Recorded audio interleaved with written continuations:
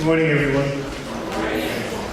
And welcome to the Minority Research Training Forum in San Diego. We're glad to have you as guests, and also we're proud to have the people that will be presenting for this occasion. A couple of things we have to do for bookkeeping. There will be a pointer up here. Center button is for your laser, and the arrows are for advancing or going back on your slides. Each person will have 15 minutes to do their presentation. The wrap-up time will give you, unfortunately we don't have the lights up here, but I'll probably just raise my hand, and you'll have 2 minutes at that point to start to wrap up your presentation. And then you can entertain some questions for another 3 minutes. Okay? If it starts to run over, I'm not picking you out or trying to belittle you, but I will come up and stand next to you. So don't get nervous. I don't use a hook, but it's in deference to the other presenters. We don't want to have them less of time to do the presentations. Okay, so it's a matter of courtesy.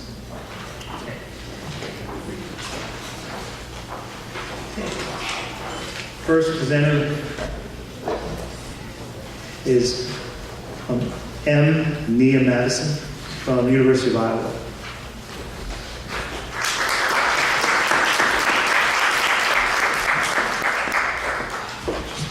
The other thing I just want to let you know is as you come up, this staircase is not level with the platform. So when you're coming up, be wary of that, but especially when you're going down.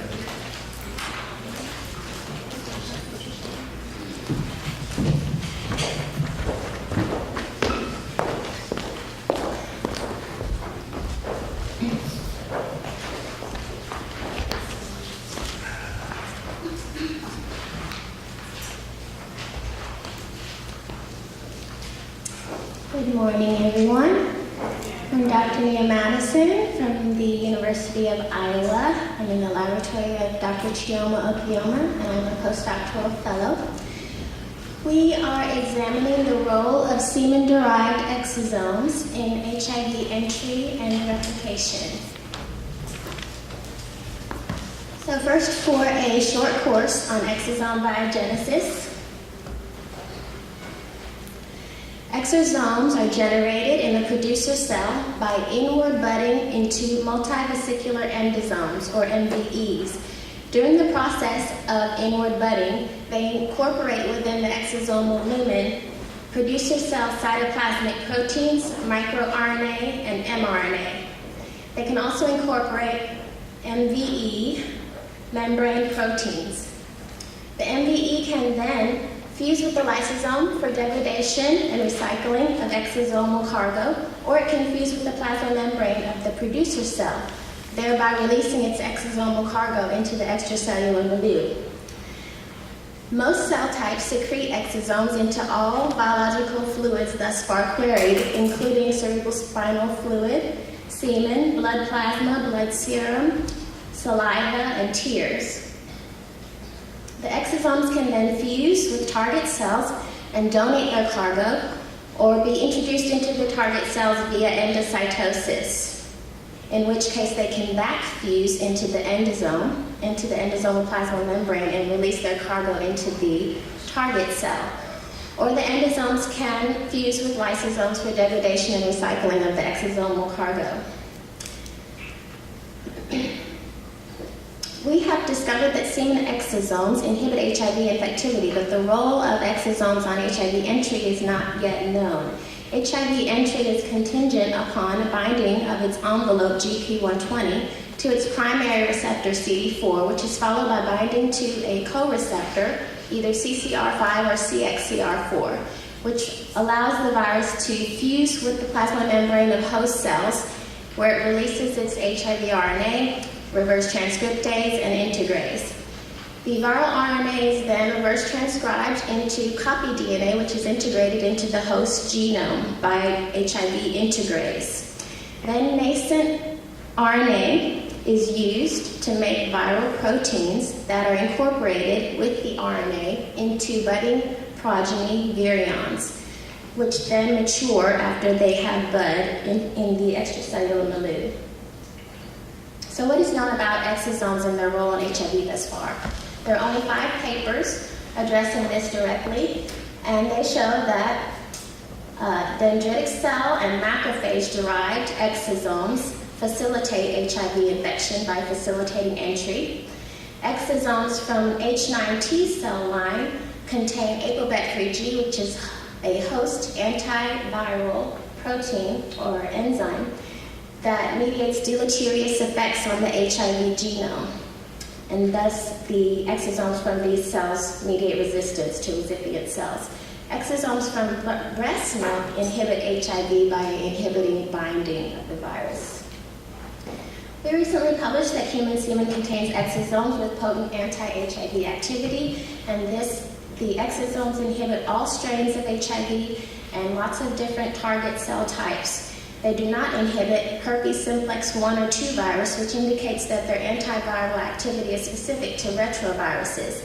And blood exosomes do not inhibit HIV, which indicates that the antiretroviral activity of exosomes is specific to retroviruses. And this work was done with exosomes from HIV-negative patients. Recently, we looked at exosomes from HIV-positive patients.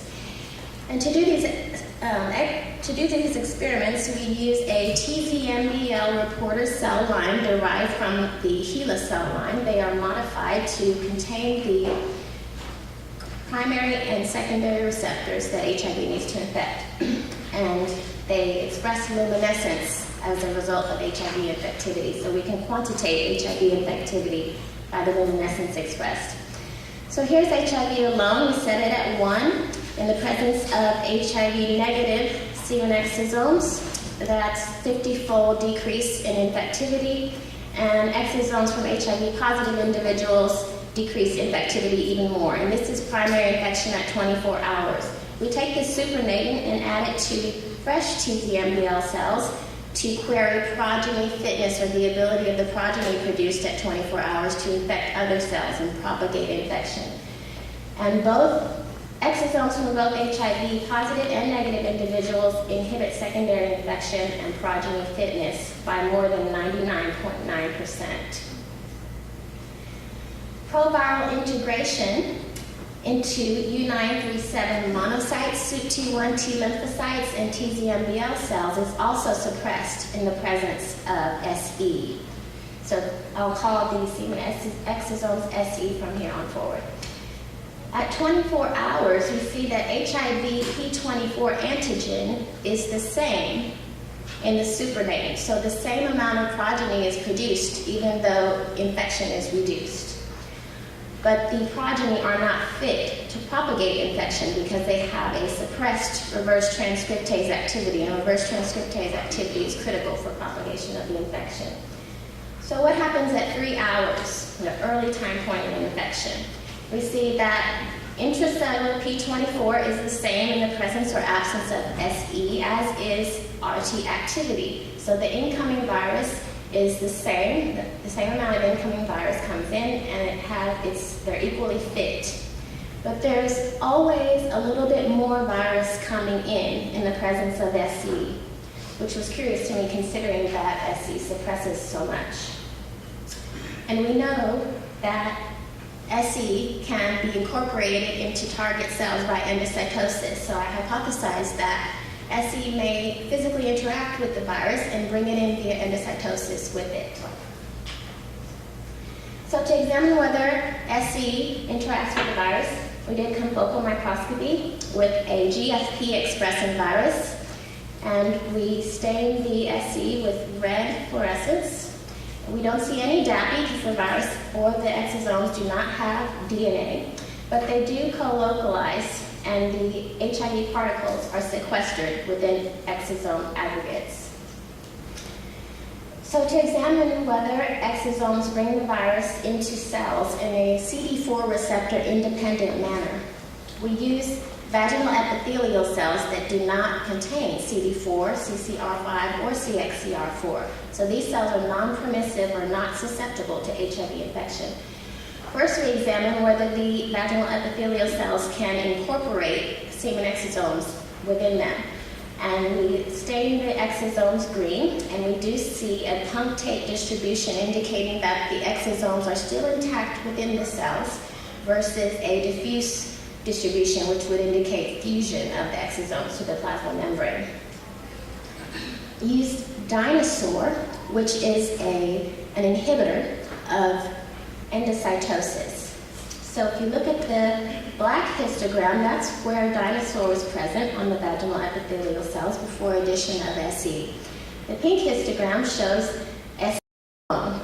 So Dinosaur inhibits the ability of vaginal epithelial cells to uptake SE by 70%. But EIPA, which is an inhibitor of macropinocytosis, has no effect. So then we query entry of the virus at 3 hours in these non-permissive cells, and we see a twofold increase in the presence of SE. So more virus is getting into these non-permissive cells.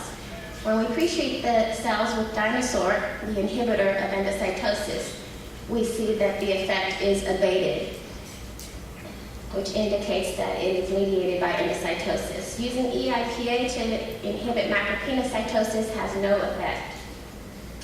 Next, I use the TZMBL cells at an early time point, 3 hours post-infection, to examine whether the green virus could be seen in lysosomes, which is a degradative pathway, and whether or not the exosomes colocalize with the green virus in lysosomes. So we use a lysotracker, which is a dye that stains the acidic compartments or lysosomes, and the green HIV in the absence or presence of red SE. We see that the HIV can get into the acidic compartments all by itself, and in the presence of SE, they are colocalized there. Image J, quantitative analysis of green virus in these cells at 3 hours post-infection indicates that semen exosomes bring in 1.54-fold more total intracellular HIV. But in the lysosome, the amount seems to be the same, if not a little bit less. Next, we use inhibitors to neutralize the degradative pathways with TZMBL cells at 24 hours post-infection. So this is analysis of infectivity. You see that HIV in the presence of SE is suppressed by 50%. When the cells are pre-treated with ammonium chloride, which neutralizes the acidification of the endosome-lysosome system, thereby inhibiting lysosomal degradation and autophagosome degradation. But you still see a suppression of HIV infectivity in the presence of SE when these cells are pre-treated. And comparing HIV-SE alone, we set that at 1. Look at HIV-SE in the presence of ammonium chloride. It's approximately the same, indicating that the lysosomal degradation system has no effect. Next, we inhibited the proteasome with MG132. And we see that inhibition of the proteasome actually enhances HIV infectivity. But in the presence of SC, the infectivity is still suppressed. So if you look at HIV MG132, set that at 1, compare HIV SE MG132. There's still approximately 50% inhibition of HIV infectivity in the presence of SE.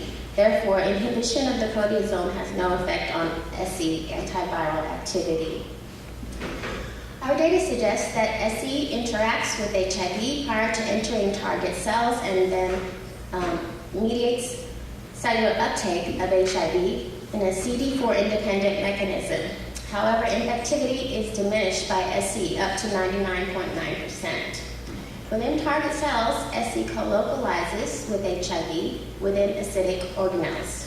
The anti-HIV effect of SE is not mediated by lysosome, proteasome, or autophagosome degradative pathways.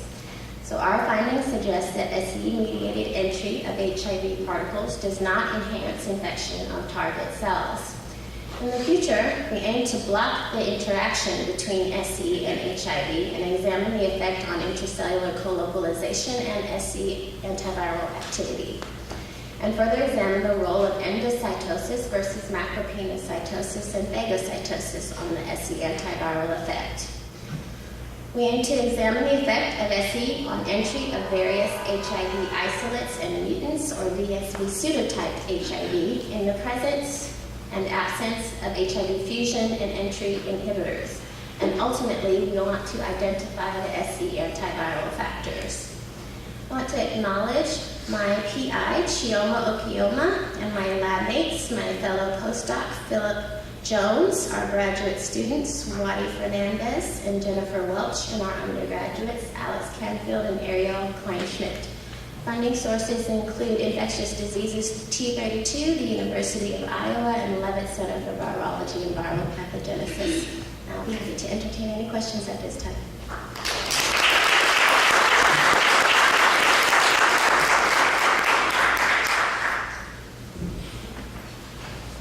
Yes.